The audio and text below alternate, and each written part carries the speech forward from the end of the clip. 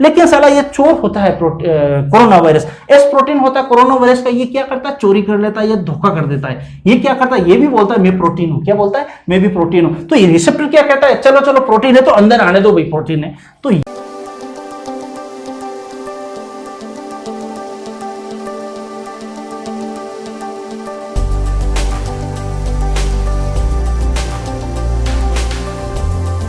स्वागत है दोस्तों आपका। आज हम जानने वाले हैं कोविड के बारे में, मतलब कोरोना वायरस के बारे में। अक्सर कोरोना वायरस हमारे शरीर के अंदर किस प्रकार से प्रवेश करता है, एक ऐसी क्या गतिविधि है मेडिकल्स होती है जिसके अंदर हमारे शरीर के अंदर कोरोना वायरस प्रवेश करता है, और एक ही भाग के अंदर से ही प्रवेश क्यों करता है, अर्थात फेफड़ों से ही प्रवेश क्यों करता है, दूसरे अंगों से प्रवेश क्यों नहीं करता, इसकी संपूर्ण जानकारी हम वीडियो के अंदर अच्छी तरह से और अपनी सिंपल भाषा में लेने जा रहे हैं दोस्तों पहले तो हम ये सीख लेते हैं कि कोरोना वायरस की डिजाइन क्या होती है, कोरोना वायरस में क्या क्या चीजें पाई जाती है, और कोरोना वायरस में रासायनिक पदार्थ क्या क्या पाए जाते हैं, इसकी संपूर्ण जानकारी हम सिंपल भाषा में लेने की कोशिश करें। सबसे पहले यह ध्यान दीजिए दोस्तों कि जो कोरोना वायरस है इसकी डिजाइन इस प्रकार से पाई जाती है। कोरोना वायरस के ऊपर सबसे पहले ये स्पिक प्रोटीन यानी एस प्रोटीन पाया जाता है। क्या पाया जाता है, एस प्रोटीन पाया जाता है, और ये एस प्रोटीन है, ये सबसे बड़ा खतरनाक कारण इसके अंदर विदित होता है दोस्तों। उसके बाद में पास में ही एस प्रोटीन के बाद में आपकी एच ई प्रोटीन पाई जाती है, डंडे रूपी, और एच ई प्रोटीन के बाद में आपका एम प्रोटीन पाया जाता है। क्या पाया जाता है, एम प्रोटीन पाया जाता है, और एम प्रोटीन के बाद में आपको ये धागेनुमी संरचना आपको नजर आती होगी, ये आपका आरएनए। आरएनए का मतलब होता है राइबो न्यूक्लिक अम्ल, जैसे ही आप इसे जेनेटिक मटेरियल कह सकते हैं दोस्तों। इस प्रकार से ये पूरी कोरोना की संरचना हमें देखने को मिलती है। ये बेसिक स्पिक है हमारे सामने, ये हमारे लिए बहुत काफी है जानने के लिए दोस्तों। उसके बाद में हम जानने की कोशिश करने वाले हैं कि ये कोरोना वायरस इस प्रकार से है तो हमारे शरीर के अंदर किस प्रकार से इफेक्ट डालता है, हमारे शरीर के अंदर ये प्रवेश कैसे करता है, इसकी जानकारी हम लेते हैं दोस्तों। होता यह है कि हम कोई भी कोरोना पेशेंट होता है या तो वो हमारे पास में संपर्क में आता है, या फिर उसकी कोई मटेरियल है हम छू लेते हैं, और नाक कान या हमारे किसी भी स्पर्श करने की वजह से कोरोना वायरस हमारे शरीर के अंदर पहुंच जाता है। तो होता यह है दोस्तों, हम जैसे ही सांस लेते हैं तो कोरोना वायरस हमेशा हमारे श्वास नली के द्वारा ही इन्फेक्ट करता है दोस्तों।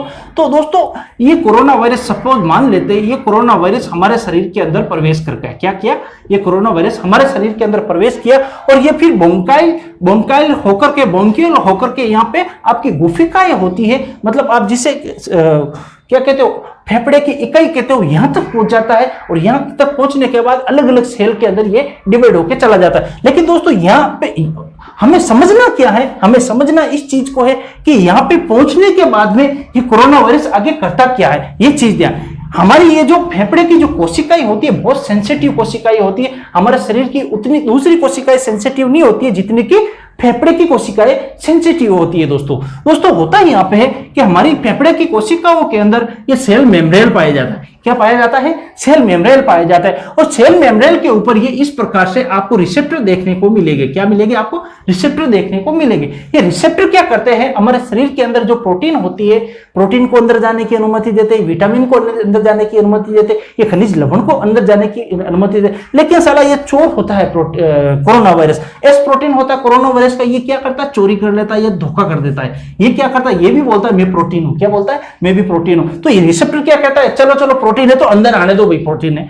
तो ये कोरोना वायरस यहां पर इसका जो रिसेप्टर है ये इसको ये क्या करता है, अंदर आने की अनुमति दे देता है, और इसके माध्यम से होकर ये सेल मेम्ब्रेन होकर यहाँ पे कोरोना वायरस अंदर चला जाता है। ठीक है, अंदर चला गया भाई कोरोना वायरस, किससे होकर चला, रिसेप्टर से होकर के, ये सेल मेम्ब्रेन से होकर के अंदर चला गया। अब ये अंदर जाने के बाद में क्या करता है, अपनी गतिविधि स्टार्ट करने लगता है। क्या क्या गतिविधि देखते हैं आगे। फिर दोस्तों होता यह है कि ये सेल मेम्ब्रेन है, सेल मेम्ब्रेन से अंदर चला गया, अंदर जाने के बाद में ये क्या करता है, ये किसके पास जाता है, ये जाता है आपके न्यूक्लियर के पास, और न्यूक्लियर को जाके बोलता है भाई यार न्यूक्लियर ये हमारी जो फोटोकॉपी की मशीन होती है अंदर आपके, वो कहां पे है। तो न्यूक्लियर इस चोर को पहचान नहीं पाता है कि ये सही आदमी है या गलत आदमी है, तो न्यूक्लियर बता देता है कि वो रही यहाँ पे। तो ये तुरंत कोरोना वायरस किसके पास चला जाता है, राइबोसोम के पास चला जाता है। और राइबोसोम एक ऐसी चीज है जो हमारे शरीर के अंदर क्या करती है, फोटोकॉपी का काम करती है। किस तरह से, हमारे शरीर का जो प्रोटीन होता है उस प्रोटीन की फोटोकॉपी करता है। कौन करता है, ये फोटोकॉपी मशीन है भाई, ये फोटोकॉपी मशीन है।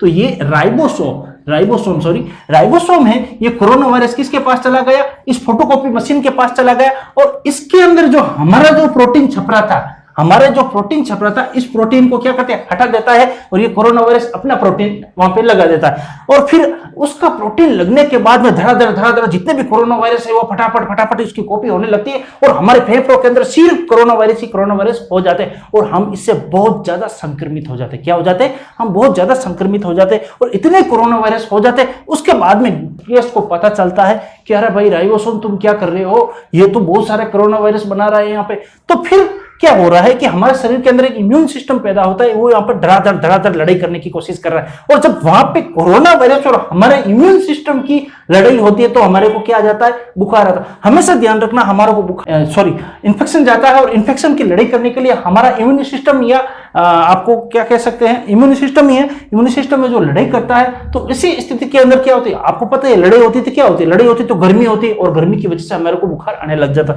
तो ये स्थिति यहाँ पे आती है हमारे को बुखार आने की। बुखार क्यों आता है, क्यों हमारी वो वहां पे लड़ाई चल रही है, साला बहुत सारी लड़ाई चल रही है और हमें पता ही नहीं चल रहा है हमारे शरीर के अंदर कौन कौन सी लड़ाई चल रही है। ठीक है ना, हमें जानकारी नहीं होती है इसकी। ठीक है, तो दोस्तों ये है हमारे शरीर के अंदर किस तरह से ये प्रवेश करता है कोरोना वायरस और किस तरह से यहाँ पे लड़ाई होती है। लड़ाई हो गई, प्रवेश कर दिया, ठीक है, और सब कुछ हो गया। अब दोस्तों ऐसी स्थिति में किया जाए, ऐसी स्थिति में क्या किया जाए, कि क्या कैसे कंट्रोल किया जाए। ये तो फिर हमारे ऐसी कोई दवाई भी नहीं है जिससे हम कंट्रोल कर सकते हैं।